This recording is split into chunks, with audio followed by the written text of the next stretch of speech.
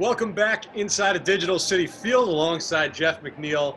I'm Steve Gelbs. And Jeff, the virtual Mets, let's start there. Got off to a bit of a slow start, 2-7, but finished off with a bang the month of April.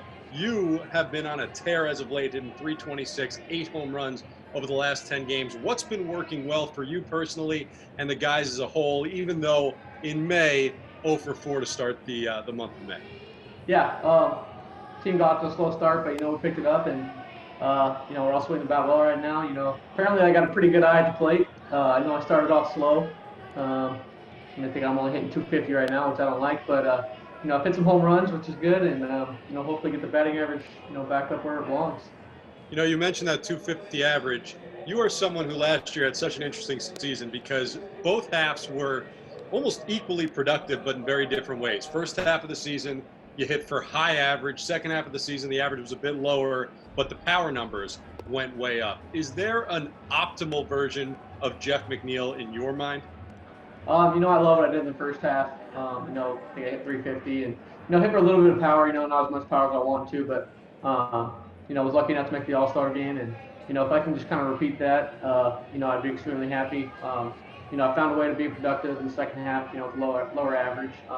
Didn't change anything, nothing with my approach, just didn't, hits, just not as many hits were dropping, and but a few more balls were going on the fence. So both productive halves, and hopefully, at the end of the year, next year, I can end up with the same numbers. So felt like it was a good year. So if I can do that again, I'll be happy. Yeah, I'd say it was a pretty good year, and I think the Mets will take those years from you year after year. This hiatus has been interesting to see what players have done to try and stay connected to the fans, to try and continue to bring fans content. And MLB put together something really cool, an MLB the Show tournament. You obviously represented the Mets and did really well, got all the way to the semifinals, ended up losing to Blake Snell. How much fun was that tournament to be a part of? And this Twitch channel that you have now, how has that allowed you to stay connected with the fans? Yeah, no, I had a blast playing in the MLB the Show Players League. It was a lot of fun, getting play against 29 other big league players, and it allowed us to kind of get that competitive spirit going again. Jake Marisnick went off for me. I think he was my team MVP. He had a great season for me. Conforto, I think, had 10 to 12 bombs or something like that, and there was a healthy Yoenis Cespedes in there too, so doing well for me. And so we had a blast with it. I was extremely nervous those games. Wanted to play well, wanted to do well for the Mets. So ended up pretty good showing. Blake Snell's an extremely good player. He ended up winning the whole thing. So congrats to him. But had a lot of fun with it, and love to do it again. And as for my Twitch channel, yeah, it's growing, and I'm able to kind of engage with the fans, tell stories. So it's a good way to kind of talk to the fans. When there's no baseball going on, and stay engaged with them.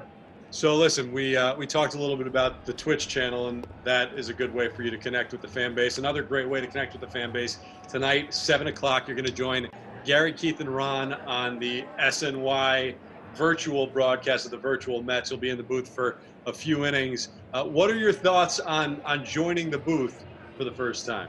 It'll be a lot of fun. I've always listened to them on TV, and they do a great job. So looking forward to being up with them, and talking to Gary, Keith, and Ron should be fun. Yeah, it should be fun, a lot more fun than having to talk to me, this lowly field reporter. And I know in watching MLB the Show that when there is a walk-off interview, it's some random reporter. We don't know who it is. We just see an arm being stuck in there. When you watch these MLB the Show walk-offs, do you say to yourself, man, I wish that I was at Citi Field on the field right now talking to Steve Gelbs, because that really is my favorite part of the season. Yeah, absolutely.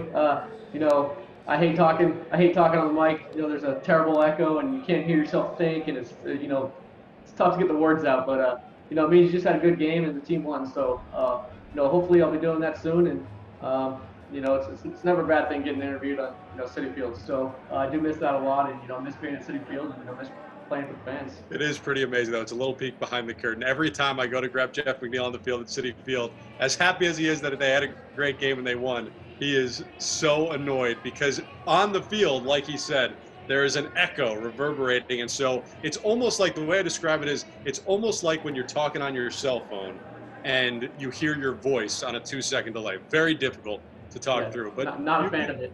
You've become a pro, though. You've become a real pro. Jeff McNeil, This is going to be a lot of fun. Thank you so much for joining us tonight, 7 o'clock. Gary, Keith, Ron, MLB The Show. Tune in on all the platforms, YouTube, Facebook, Twitter, and SNY.TV. We'll see you tonight, Jeff. Thanks.